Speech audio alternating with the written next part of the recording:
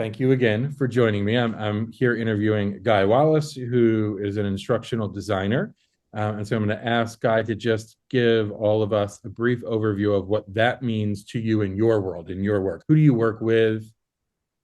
All right, so I am retired now. I started in the business in 1979 and worked for a company called Wix Lumber. I did that for just under 2 years. Then I went to work for Motorola and I worked for them for just under 2 years. And then I joined a small consulting firm in 1982 and I did that until I retired in 2023. So 40 some years experience in the trenches. I am an instructional, uh, so I am a performance analyst and an instructional architect. So I'm really big into the architecture of content, the configuration of content, uh, to break it down to sizable chunks, meaningful chunks, whole tasks, if you will.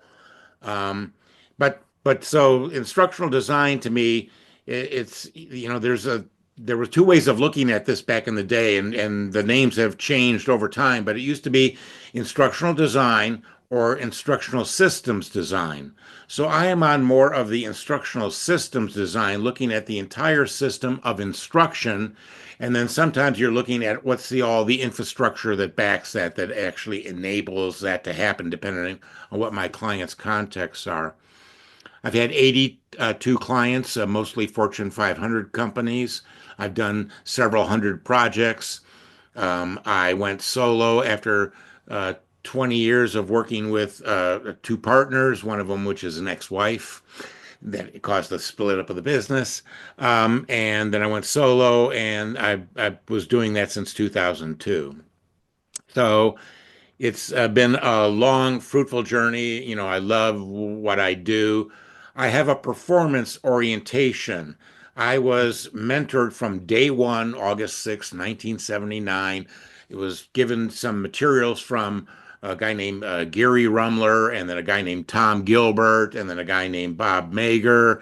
And then I was soon introduced to the stuff of Joe Harless. And these people were the core of a professional organization back in the day called NSPI. Now it's ISPI, which stands for the International Society for Performance Improvement. So, what it's all about is improving performance, measurable results. So, Bob Mager had a three-part behavioral objective. You should be able to do such and such in under these kinds of conditions as measured by, whatever. And so you really look at, what is the current state? What's the ideal state we're trying to get to? What are the gaps? What are some of the causes of those gaps? And one thing that was impressed upon me early in my career is that it was important, just as important for us to help our clients avoid doing training than it was to do training in a stellar way. Because too often, knowledge and skills are not at the root of a gap. You know, if it's new hires, yeah, they've got a knowledge and skill deficiency. Okay, we can backfill that.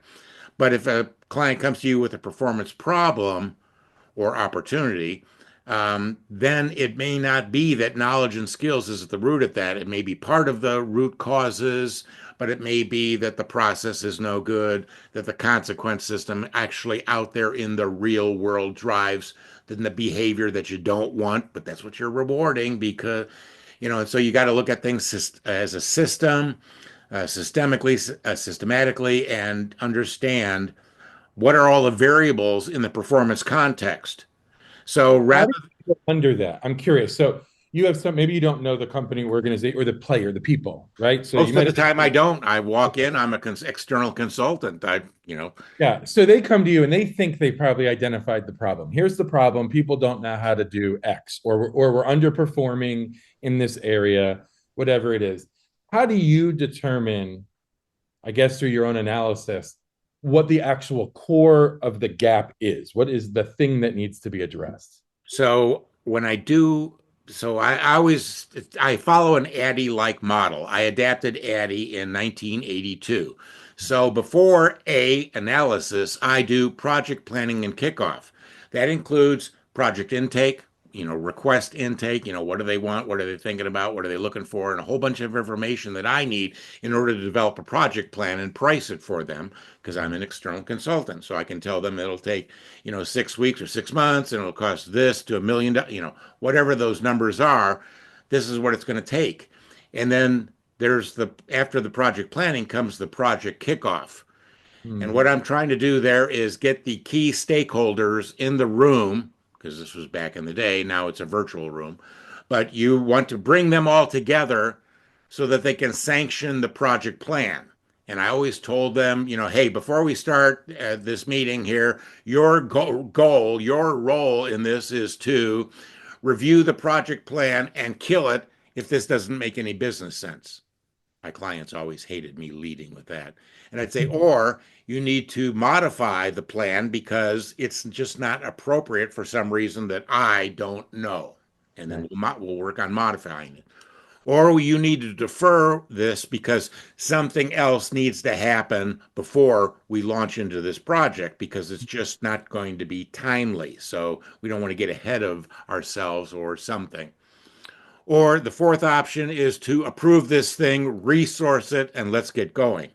Mhm. And so a contract is a two-way street. I give you stuff, you give me stuff, including money, but you're going to give me other things that I need in order to make your project successful. So the stakeholders I want in the room are generally the management of the target audience. Who are we Right. targeting? Okay, who's their boss and who's their boss's boss and who's their boss's boss, depending on the context, the company, et cetera.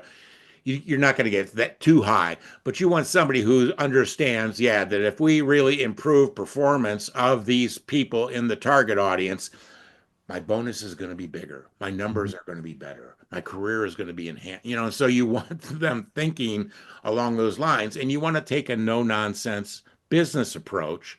This is about business. This isn't about learning. Learning is a means to business doing better. And Mm. isn't that what it's all about?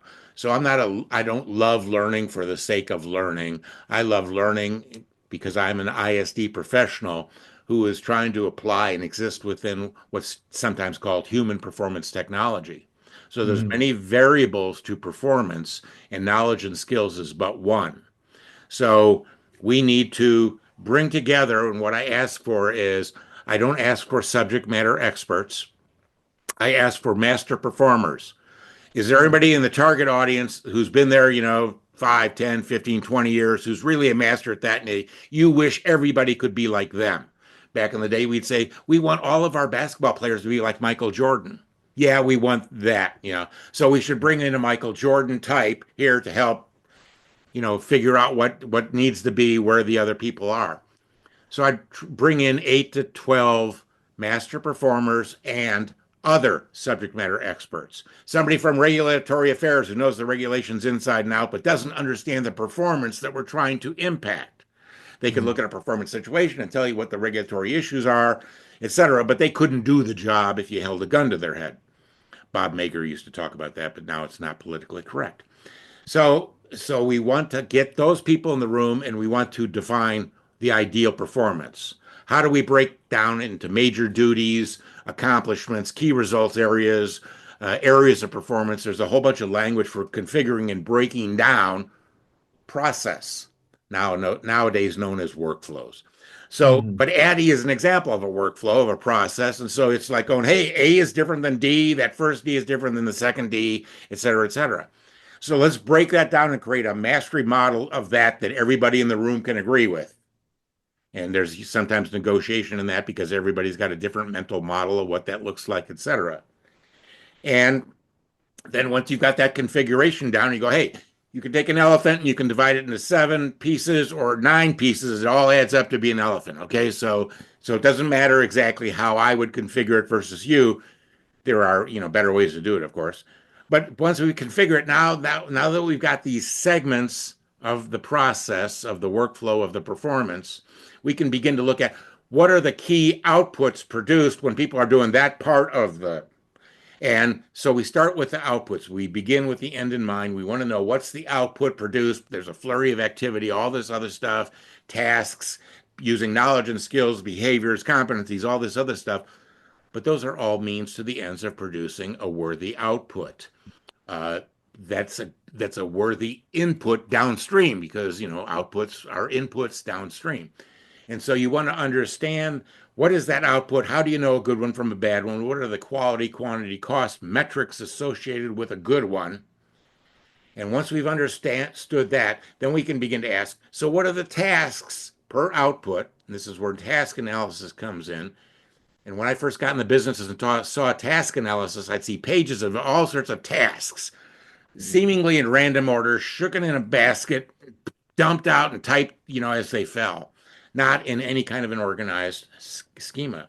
And so I want to know for this output, what are the tasks, macro tasks, mid-level tasks, micro tasks, whatever the downstream need is of my project. I need to know, how do you do it? When is it that you push the red button versus the green? Or do we need to not cover that now? We can get that later. Mm. So there's, you're trying to avoid analysis paralysis. You're trying to go quickly and generate a lot of data that's accurate, complete, and appropriate. And so you're looking at, so what are those outputs? What are the key measures? What are the tasks that are performed? And then are there various roles and responsibilities involved in this? Is this the Lone Ranger going off and doing their thing all by themselves? There's no cavalry that shows up. Nobody blows the bugle. Nobody holds the flag. What? And so, no, performance is usually in some sort of collaborative context. So there's a performer and there's other peers around and there's a downstream customer and there's the regulator and inspector and the union steward and whoever else might be involved.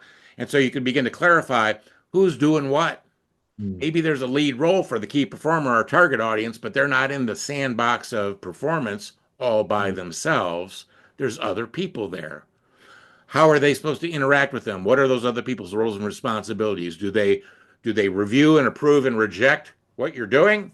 Do they support what you're doing? Do they give you input? Do they give you feedback, but they can't reject what you're doing? Who's doing what?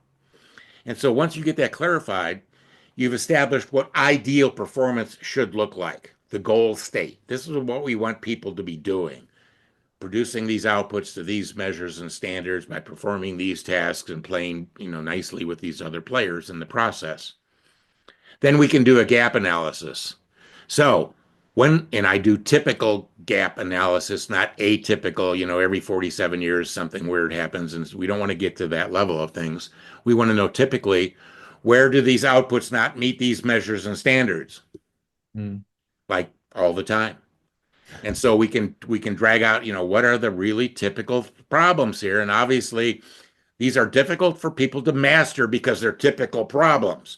Now, master performers in the room here, they would usually say, well, I don't have that problem, because I mastered this. Well, they figured it out informally, most likely, and we want to steal what they know, package it, and help people avoid the barriers to performance in the first place. And if they're unavoidable, how to recover in the second place as quickly and effectively and efficiently as possible. So that's what the master performers can do. They can help us understand performance. One master performer thinks about things differently than others. The second master performer and the third master performer, they don't necessarily agree on the language that they use to describe things because that's just the way the real world works. Their cognitive tasks, their thinking tasks that they do before, during, and after, their behavioral tasks that we can all see, we can measure those, but we can't measure the thinking. Mm. What the research shows is that any master performer can share with you about 25% of what they actually know to do. Mm. It's like driving a car. You can't explain to me every nuanced thing that you were thinking as you drove into work this morning, and you cannot do that even if I held a gun to your head. Mm. But so the 25, 30% that you know and can articulate, the next master performer may have some overlap with that, but he'll basically have automated different. And so he's going to go, guy, you forgot, in between 2 and 3 there's 4 things you missed. This, da, da, da. And so you can build a more complete picture of the cognitive tasks that are necessary to go along with the behavioral tasks when you're doing task analysis.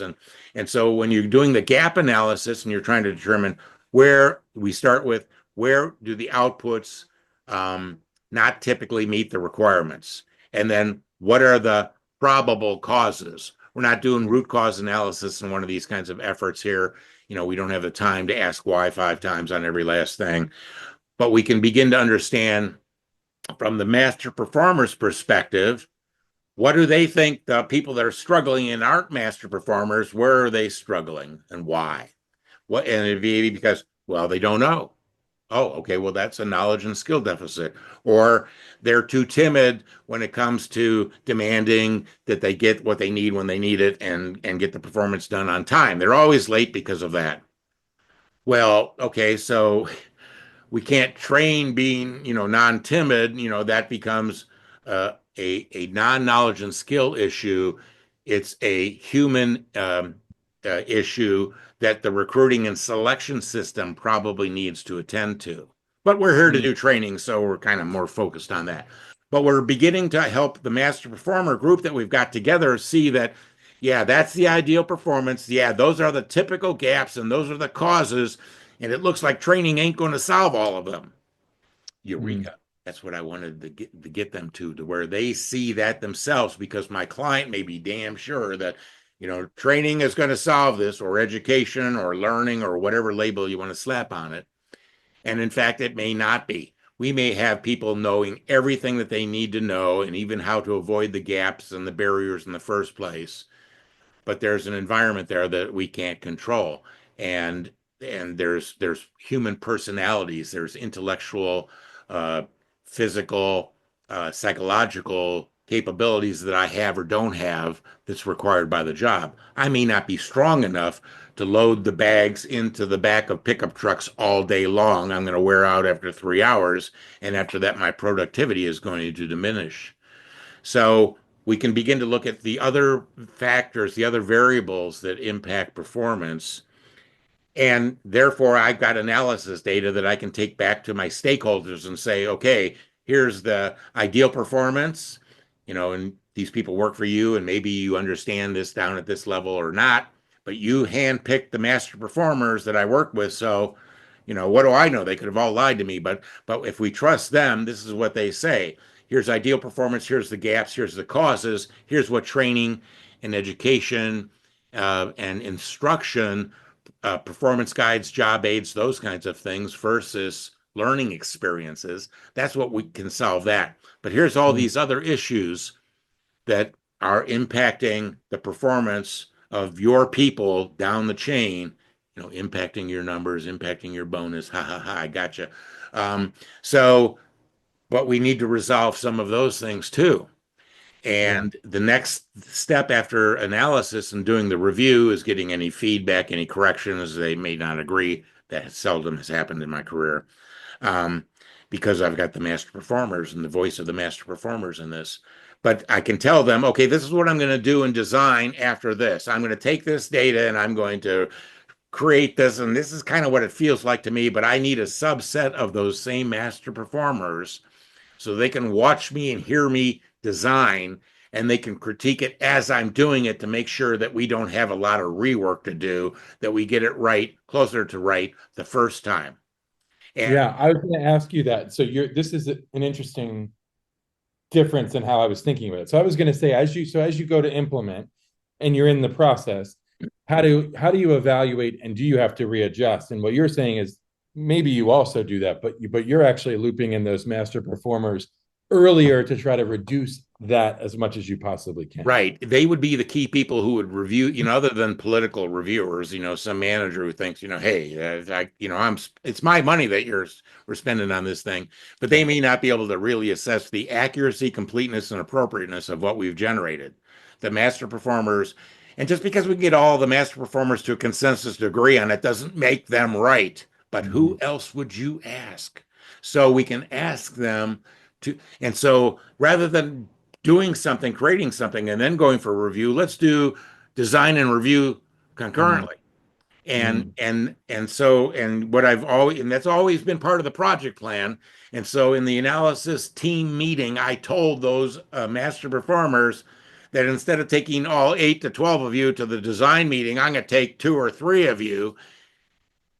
And that's kind of me teasing them because I know what they're going to do. They're going to insist that they're all going to show up, and I better have enough coffee and donuts for everybody. And then I Mm. go back to my client and I tell them in the review, that's what they said. I don't know. And you told me that they wouldn't want to come back for the design thing, but now every last one of them wants to come. Yeah, the guy from Singapore, he wants to come back to Detroit for that meeting. Yeah, I know you told me he would never want to do that. He was going to be annoyed as hell that we was involved in the first place. But now this is what he wants to do. So in order to accommodate his schedule here, we need to move the design meeting back 1 week because he can't get back here that soon. So it's Mm. your call, it's a business call. You make the decision. And they go, well, hey, if he's the top guy in the whole that part of the planet here, we need to, if he wants to come back, we're going to delay that meeting. But anyway, so you're building confidence in this by you're leveraging the right person. I was telling somebody the other day, I never want to be in the position where I own the data. I don't want to own the data. I'm the facilitator who gathers the right data, constructs it in the right way, and can present it to everybody, and they can make the assessment as to whether this is accurate, complete, and appropriate. And then we'll go into design, and we'll start with we begin with the end when we move into design. The first thing we design, and I was taught this back in 1979, and I don't understand why it's not part of how this is always approached. You begin with the test. You design the test first. Now, in my approach, I don't want a written test, a paper and pencil test. I want a performance test. I want you to make that weld. I want you to do this thing. I want you to assess that loan application. That's the real world test, the Mm. performance, not some enabling knowledge and skill that I need. And that throws people sometimes. So we would design the test, and then we would design the practice with feedback, the application exercises, of which the test is kind of like just one of those. If you're Mm. going to do 4 different practice exercises to go from easy peasy to a little bit difficult to damn difficult to one from Hades, then that last one, it can be considered the test because we've Mm. actually taken them through a number of scenarios and difficulties and all that stuff. Well, then once we've got the application exercises designed and we know how long this one's going to take and that one and all that stuff, we can say what demonstrations do we need to demonstrate that performance before we actually have them do it in practice with feedback? And that's usually a good idea unless the target audience has been around forever and they've seen this and they know this and you so sometimes it's not necessary, most of the time it is, especially if it's for new hires. They've never seen the performance before, so let's demonstrate the whole thing. Let's do a slow motion demonstration. Stop here, look, see what they're doing right there, slow it down. Okay, now back to normal speed. And you needed to pay attention to that demonstration because that's what you're going to be doing. Okay, so I pay attention to the demonstration because I'm going to do the application later. Then I can go to all of the knowledge and skills that I did with analysis back in the analysis phase. I didn't really talk about that in great detail, but I can then systematically pull it in before this chain of demonstration and application. What information do we need to give people? And we want the bare minimum. That's the rule. And so we can say, well, they'll need to know this, they'll need to know that, and they'll need to know this third thing, and then the demonstration will make sense, and then we can put them in there in with practice, the application exercise, practice with feedback, reinforcing feedback because that was done right, and do that way again on your next time, and corrective feedback, don't do that way again, do it this other way here, so we can begin to shape behavior and do that. And then after design, because that only takes us to design, we can go develop it per the design that we have, and we can go get the cognitive tasks that are really at the nitty gritty level of detail and make sure that we're covering that and giving that to people. We may be adding to the minimal design stuff that the master performers work with me to produce, but it's all good because they usually want to be involved in the development too. And the clients have always said they'll never want to be involved in that, and that's a lie. And I prove that to them because once people see that you're really focused on performance, authentic performance, and not just some abstract version of it, um, they're all in for this. To have Mm. make sure that we don't screw it up from here, and I can tease them and go, I hope we don't screw this up after this, and they go, no, we'll be there right on your side and make sure that won't happen, guy. And so then you do your development, you do an alpha test and test out whether this is accurate and complete and appropriate with the people that gave you the information. Then you can go out to a second group that hasn't been involved to see if they agree to, because you talk to a master performer, subject matter expert that was involved in the development of content. They love it. They can't see the holes because they just love what they did. And so you need to get some new eyes on this. And then you make the updates and you do a beta test and you do the same thing and you make updates and get ready for a pilot test. And for a pilot test, which is a separate phase in my adaptation of ADDIE, so I've taken the pilot testing out of the development phase and made it a separate phase because I wanted to highlight that for my clients and say, that's what we're striving to get to this pilot test. We're going to take the training that we've designed and developed and we're going to put it through the ringer. It's a full destructive test. Now, in the manufacturing world, that means something. But a lot of other audiences, that doesn't mean much. But if it can be broken, we're going to break it. And so I need two types of target audience. I need two types of audiences in the pilot test. I need master performers who can tell us that haven't been involved yet, that can tell us whether this is accurate, complete, and appropriate. But we can't measure learning with them because theoretically they already know it. Mhm. But I need also target audience members so I can measure whether or not learning occurred. We can do pre-test and post-test and see what's the delta there? Did they learn we intended them to learn? But they couldn't tell us whether it was accurate, complete, and appropriate because how would they know? So I Yeah. need these two sets of insights involved in the pilot test, and then we'll see where the data settles and tells us whether or not we got it right or where we might need to tighten things up or whatever. And then you can make those updates and then you can release it to the world through your LMS or whatever else, or you could make the updates and repilot if it was necessary. If it's really high stakes performance, really high stakes rewards or risks, then maybe we do want to pilot test this again before we put the rest of the world through this. Mm. Now, my experience as I've been dealing with giant companies, usually there's a fairly large target audiences. And if you've got a target audience of 12, that's overkill in the extreme. So you Right. have to do something equivalent to that, but know that, you can't get all the right people to do all the right things at the right time. And so you know what you need to worry about is it's just all about the data and the accuracy, completeness, and appropriateness of the data that you're generating at each stage. And you have to have built in a review process of people who are going to pay attention. And this is where I would tell the steering team, people are busy. They're too busy. They're going to go, oh, yeah, yeah, look at that. Yeah, yeah, yeah. That's fine. Okay. You live with the consequences of that, not me. Mhm. I'll be gone. I have cashed your check by then. And so you need to make sure that we have the right people at the right place doing this here because of the risks and or rewards involved. Or if this is not really such a big deal, then we can skip all of that. But those are business decisions inherent in the instructional design process.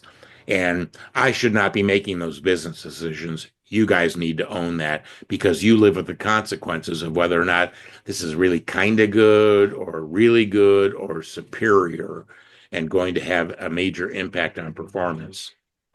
And I so, think that's really important too, because I was wondering about the degree to which there could be a delta between your expectations of an outcome and a company's expectations of the outcome, right? So we're going to do this training, as you said, right? We're going to do this thing, and then everybody's going to get it, and it's going to be perfect. But you're really telling a story of constantly checking in and modifying those expectations. If this, then maybe that. If this, then maybe that. But I need people to check this along the way, and I'm checking in with you so that you're not holding it until the end and then they see the outcome. They're right. in all the way through with you. It was often said that, as a consultant, you need to take your client on the journey. Yeah. So how does that manifest itself? What does that look like? Well, I've got them involved since day one before we even started. I even told them to kill the project if it ain't no good, from a business perspective. And so if they think that, yeah, this is a worthy effort and we should put the time and attention into it, and they as executives should, be there to do the reviews at the appropriate time and that we shouldn't go on without them, and that we need a consensus from them If somebody can't show up because they're going to go on vacation, and then it's just, is it too bad, or are they going to come back 2 weeks later and disrupt everything we're doing and disrupt the time frame? Those are business decisions, and I'm willing to do whatever is needed to get the project done. How smoothly this works, how effective the instruction is, is really kind of a joint effort here. This is, it depends on me and my skills, and it depends on you and the resources you give me in a timely fashion.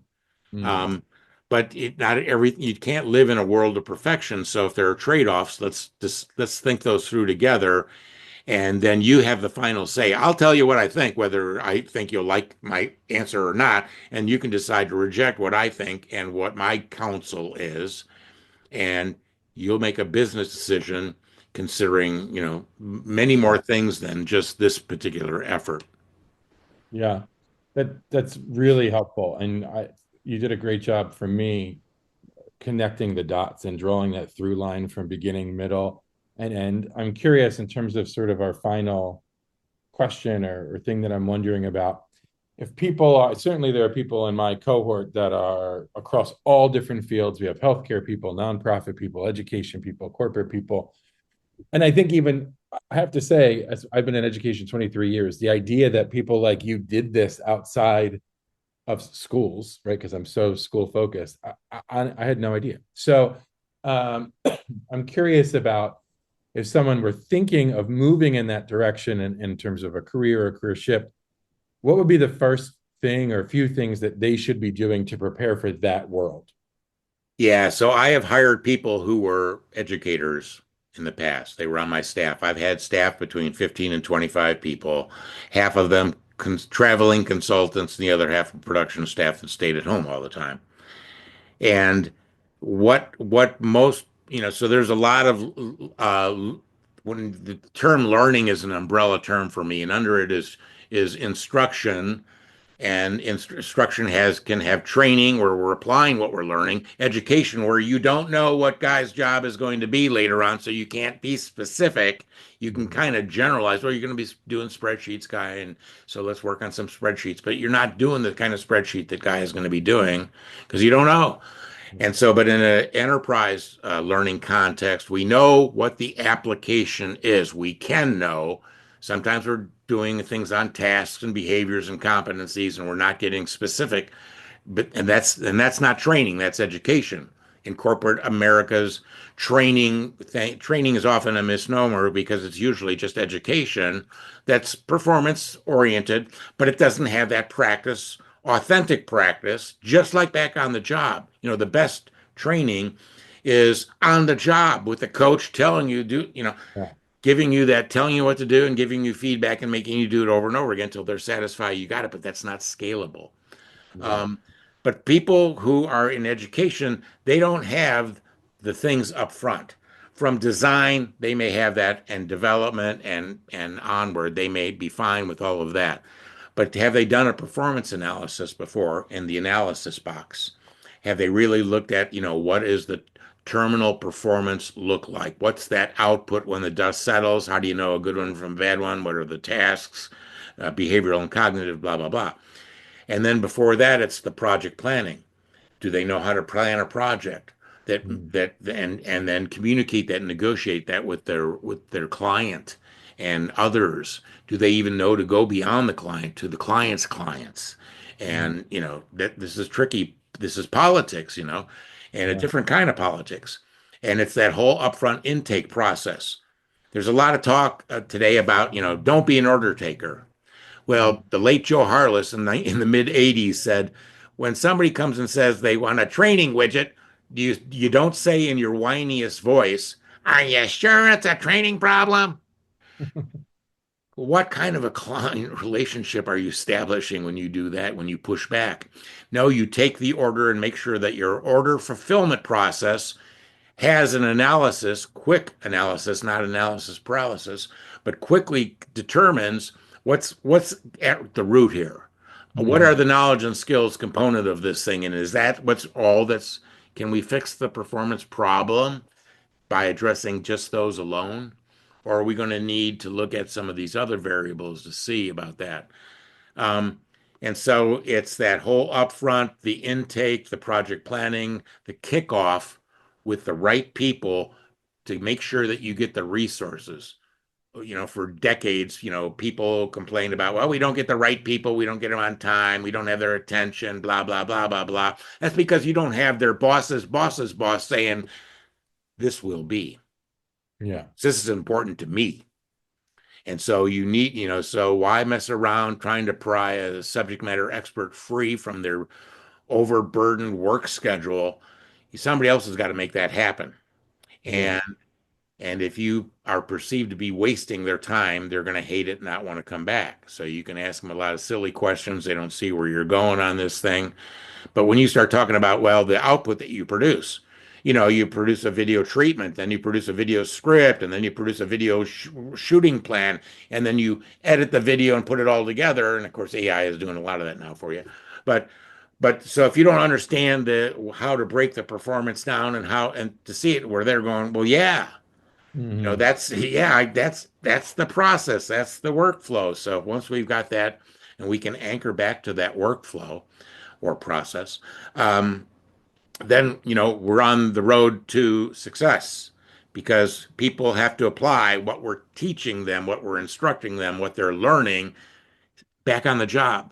And people are on the payroll, on the job, not to know things, not to do things, but they are there to produce things of value. Their outputs become inputs downstream. And do we Hmm. understand that chain here? Because we're trying to help people who are in a workflow or a bunch of them. And we've got to arm them with the knowledge and skills and competencies, the capabilities that they need in order to be able to perform.